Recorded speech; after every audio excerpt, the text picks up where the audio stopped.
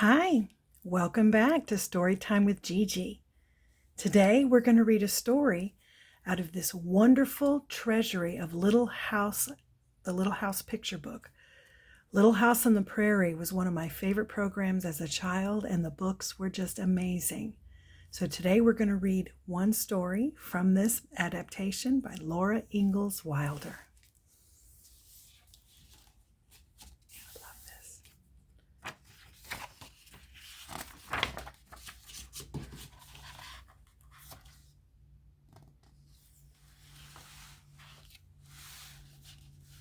Our story today is called A Little Prairie House.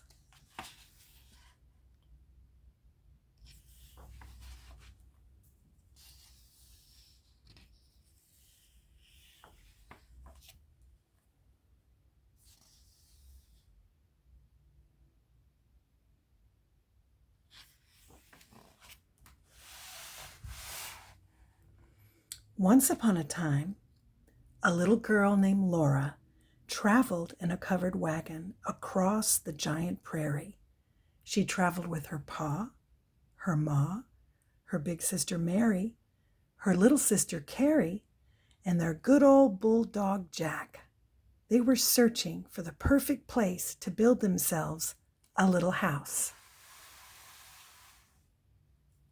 Laura, Carrie, Mary, and of course Ma and Pa. And you saw good old Jack right here. Interesting to travel in a covered wagon.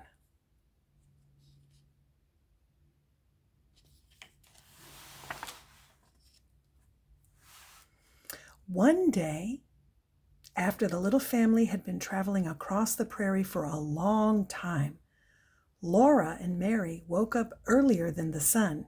They ate their breakfast of cornmeal mush and hurried to help Ma wash the dishes.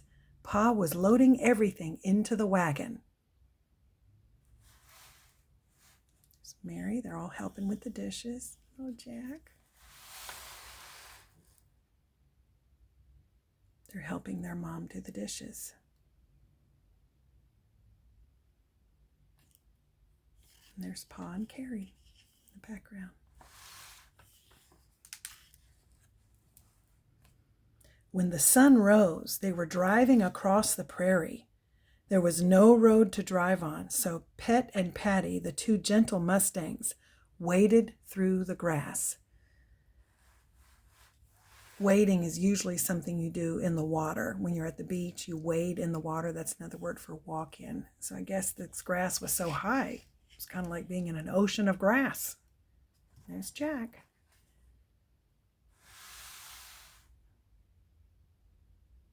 Interesting. Later that morning, Pa said, "Whoa!" The wagon stopped. "Here we are," he said. "Right here we'll build our house." Laura and Mary jumped to the ground. All around them there was nothing but prairie. Look at that.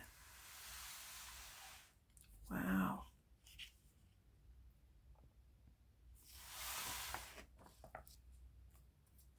I bet they're excited. Right away, Pa and Ma began to unload the wagon. They took everything out and piled it on the ground while Laura and Mary and Jack watched.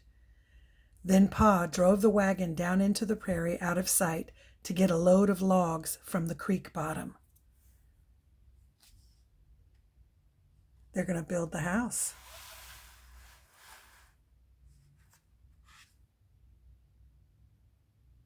It's a lot of hard work.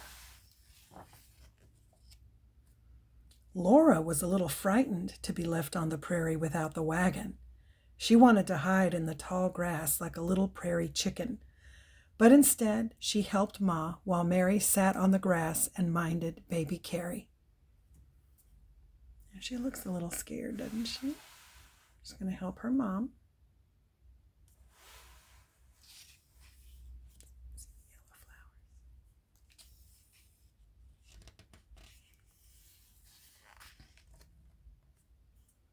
Soon, Pa came back with a load of logs. For days and days, Pa kept hauling logs. He made 2 piles of them, one for the house and one for the stable.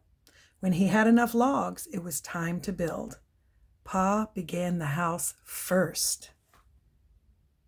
Wow, look at that. So they had to get enough to make a house and then a stable. Look where they're cooking their food.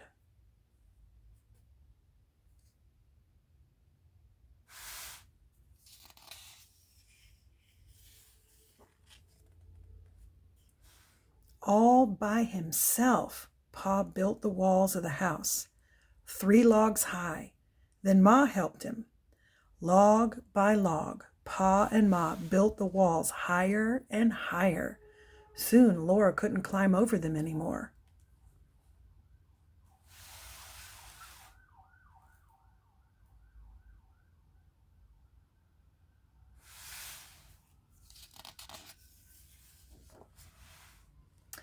Then one day, Pa was off hunting, and he came home whistling merrily.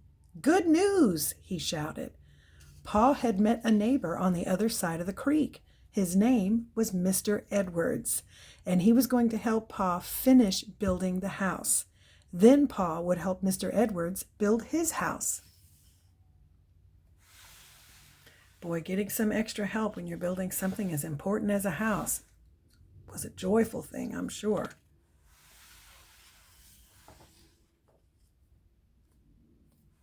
Early the next morning, Mr. Edwards came. He was lean and tall, and he bowed to Ma politely.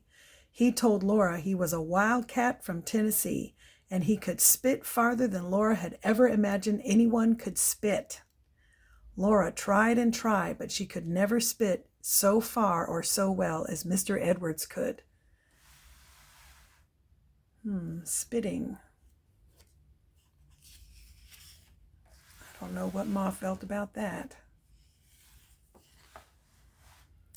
Mr. Edwards was a fast worker, and one day he and Pa built the walls of the little house as high as Pa wanted them. They sang while they worked, and their axes made the chips fly. They cut a tall hole for the front door and square holes for the windows. That is a lot of hard work, but look, they're whistling and they're happy in each other's company, working hard.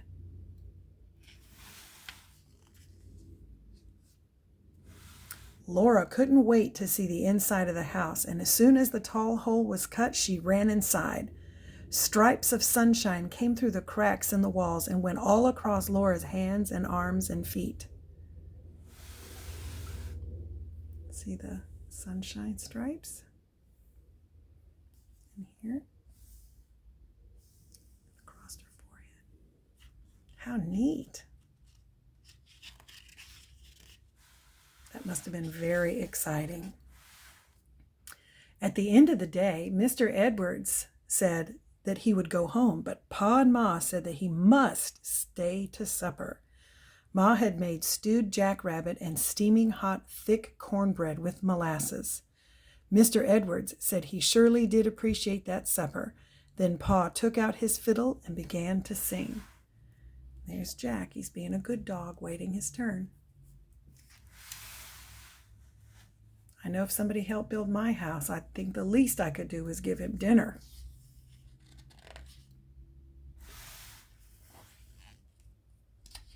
Suddenly, Mr. Edwards jumped up and began to dance. He danced like a jumping jack in the moonlight, while Pa's fiddle kept on rollicking, and Laura's and Mary's hands were clapping together. Pa played and played, and Mr. Edwards danced and danced. Look, the house is almost done.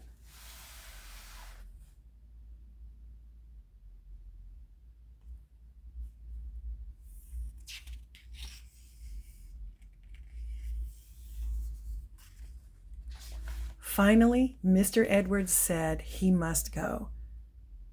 "Play me down the road," he said. So Pa played, and Pa and Laura and Mr. Edwards sang with all their might until Laura could not hear Mr. Edwards anymore. Only the wind rustled in the prairie grasses, and the big yellow moon sailed high over the new little house on the prairie. And that's our story. I hope you liked it. Till next time, bye-bye.